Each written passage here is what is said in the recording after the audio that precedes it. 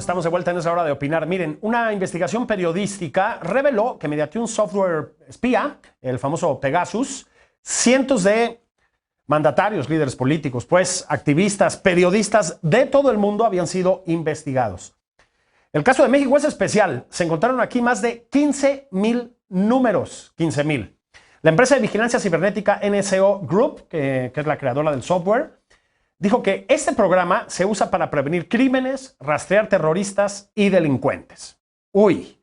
Bueno, para platicar un poquito más de este asunto, le doy la bienvenida a Edith Olivares, directora ejecutiva de Amnistía Internacional México, que a propósito esta organización también participó en la investigación. Edith, muy buenas noches, muchas gracias.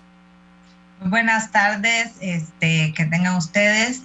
Muchísimas gracias por invitarnos para platicar sobre esta investigación. Oye, ese es escandaloso. A ver, de un total de 50,000 números en el mundo, pues casi la tercera parte son nuestros. Lo pregunto así, ¿qué pasó en México?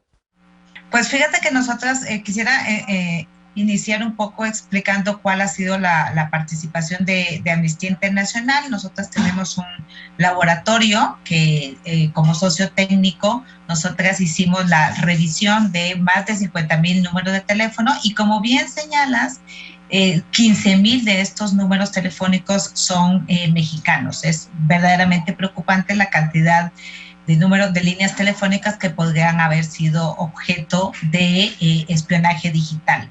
La sobrerepresentación de México llama muchísimo la atención y lo otro que llama mucho la atención también es que México se ubica en una lista de alrededor de 10 estados por lo menos que tuvieron contrato con esta empresa que se llama NSO Group, que es el grupo que desarrolló este malware que se llama Pegasus, y en esa lista de 10 países sí debo señalar que, bueno, no se distingue exactamente por ser países muy respetuosos de los derechos humanos. En esa lista está Marruecos, India, Hungría. México es el único país de la región de América que está en ese listado. Híjole, es escandaloso. Y esto nos lleva a un tema más amplio que es el de la privacidad, ¿no? La privacidad en el mundo. Yo creo que hace falta una discusión muy de fondo y tal vez esta investigación que han revelado ustedes, pues debería servir para eso, ¿no?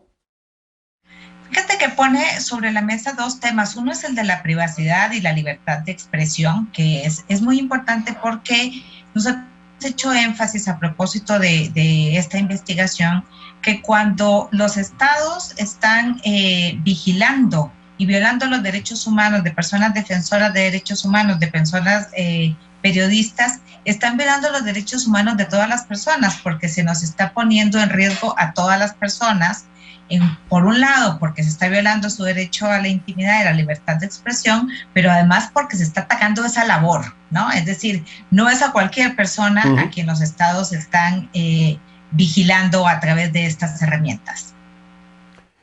¿Podemos estar ya tranquilos? Yo ya sé que aquí en mi teléfono ya no pasa nada. ¿O no es tan sencillo? No es tan sencillo. Desafortunadamente debo decir dos cosas. Una es que nosotras hicimos a través del laboratorio de Amnesty Tech una revisión de 50,000 líneas telefónicas, que fueron las líneas telefónicas que las propias personas mandaron a disposición para hacer esta revisión, pero no son software que sean fáciles de detectar, están diseñados incluso para que sean difíciles de rastrear.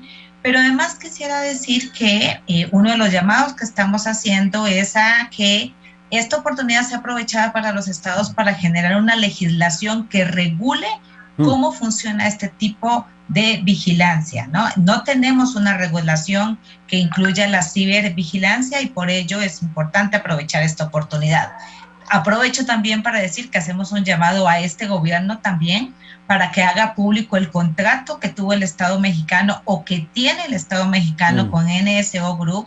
Queremos saber qué dice ese contrato, por qué fueron intervenidos los teléfonos de periodistas, de defensoras de derechos humanos y saber cuándo es que va a terminar la vigencia de ese contrato para saber si estas actividades se siguen dando o no en el país. Pero además, un contrato que creo que daba bastante margen de acción, porque por lo que sabemos de la investigación que hicieron ustedes, estaban metidos organismos de inteligencia civiles, militares, la hoy Fiscalía General de la República, antes Procuraduría, y no sabemos quién más, ¿verdad? ¿Cómo se hacen estos contratos? Creo que es interesante para la gente darse una idea, ¿no? Sí, fíjate que yo quisiera darte una respuesta sobre cómo se hacen estos contratos, pero desafortunadamente ninguno de los estados, incluyendo México, ha hecho público el contrato. Entonces, lo que tenemos es la respuesta que ha dado NSO Group, y NSO Group lo que dice es que ellos fueron contratados solamente para actividades de vigilancia al terrorismo, y lo que sabemos por el otro lado, la información que tenemos, es que no es cierto. Es decir, que fueron vigiladas personas, periodistas, en México al menos 25 periodistas, personas que en ese momento eran de la oposición, que por cierto hoy están muchas de ellas en gobierno, personas defensoras de derechos humanos, figuras destacadas, activistas de derechos humanos destacadas en México.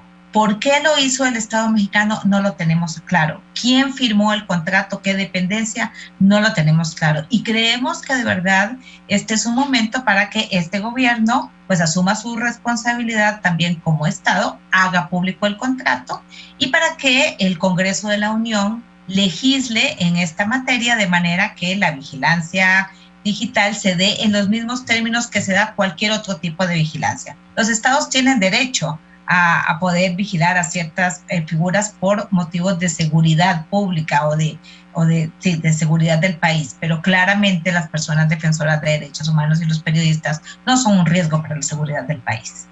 Una última pregunta. Decías que es muy importante legislar, digamos, en torno a este problema. ¿Hay países que tengan una legislación pues, más avanzada, digamos, que los demás?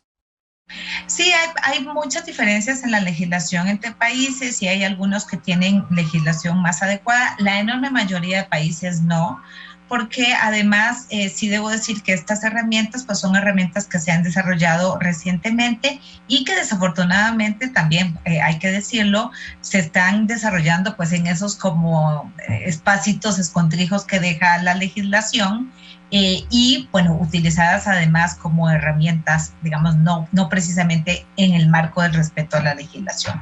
Y por ello es que nosotros hacemos llamado a que se legisle, hacemos un llamado también, debo decir, a las empresas para que ni desarrollen tecnologías al margen de la legislación, ni contribuyan con los estados que puedan estar desarrollando estas actividades violatorias de derechos humanos. Pues te agradezco mucho tu tiempo, te mando un saludo muy afectuoso. Muchísimas gracias, que tengan muy buenas tardes y buen provecho para todas. Bueno, vamos a pausa, regresamos con Jacobo Dayan. Híjole, qué tema, ¿eh? Vamos a hablar de las terribles cifras de desapariciones forzadas en México y de las demandas de los familiares de las víctimas. Sigan aquí, estamos en Es la Hora de Opinar, no tardamos nada.